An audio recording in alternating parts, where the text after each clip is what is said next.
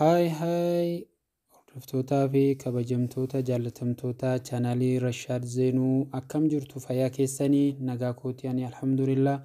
Egaa baga nagaa taatanii baga guyyaa kana geessanii walitti deebineen isiniin jedha. Egaa hordoftootaan kiyyaa barumsa waa'ee Facebook irratti qabadhee deebi'ee jira. Hanga xumura qophii kiyyaatti na faana turaan isiniin jedha. Egaa warri hanga yoonaa YouTube chaanalii kiyyallee subscribe like illee naaf hin goone akka seentanii subscribe naaf gootanuun isiniin jedha.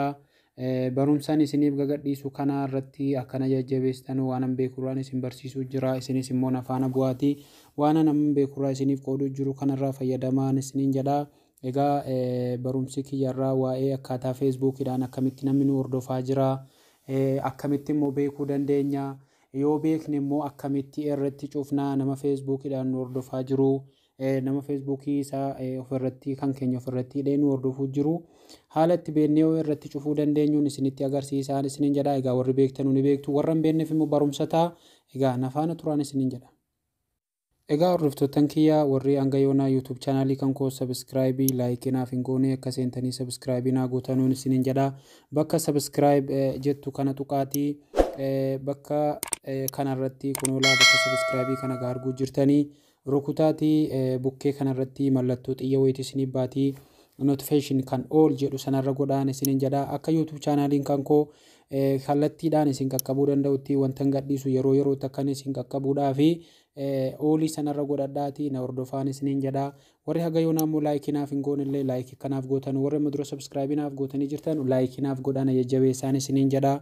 Warri immoo linkii eessarraa baafannaa linkii asii baafadhaa yeroo nuti isiniin jennu kunoo linkii la bakka kana tuqxanii jechuudha. Bakka itti mare kana akkasitti tuqxaniitii yooniif linkiin kan isiniif kaa'amee jiru ta'ee bakka kanaa fudhachuu dandeessu jechuudha. Bakka kanarraa argattu linkii yeroo namni linkii jalaa buufadhaa yookaan viidiyoo kana jalaa buufadhaa yeroo namni isiniin jedhu bakka itti xiyyammaa kana rukuttaniitii argachuu dandeessuun isiniin jedha. Egaa barumsa narra dhufettan achi tarkaanfadhaa jechuudha. Na faana turaan isiniin jedha. Egaa kallattumaan Facebookii kiyyarra gallaa jechuudha. Facebookii korra yeroo galee jedheedu kunoo gaa bakka kana arguu jirtanii akkuma arguu jirtan kunoo bakka kana rukunnaa jechuudha. Sarara sadan kana yeroo kana sarara sadan kan rukunnee jennee kunoo sitting and privacy ka jedhu kana rukunnaa jechuudha. Yeroo sitting and privacy kana rukunnee jennee dhiifama sitting and privacy ka jedhu kana rukunnaa jechuudha. Yeroo kanatti rukunnee jennee amma sitting ka jedhu kana rukunnaa jechuudha. Sitting kana yeroo rukunnee jennee akka kanatti nu dhufaa jechuudha. Yeroo nu dhufee jedhee asirraa kunoo security and login ka jedhu kana rukunnaa jechuudha. Security and login ka jedhu kana akkasitti rukunnaa jechuudha. Yeroon akkanatti isiniif fidee jedhee kunoo gaa akkuma arguu jirtanii anamma as keessa galeetan jira.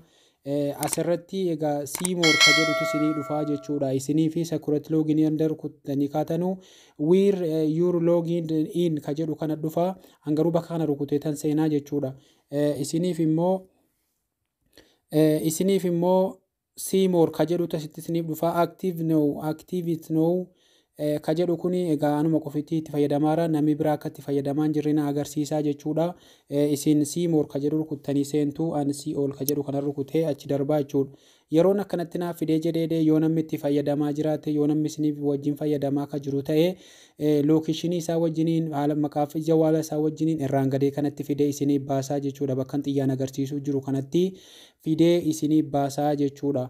Yooniif kan asitti Facebook kan jawaala lama yoo fayyadamaa jiraattan kanuma keessan ta'uu danda'a.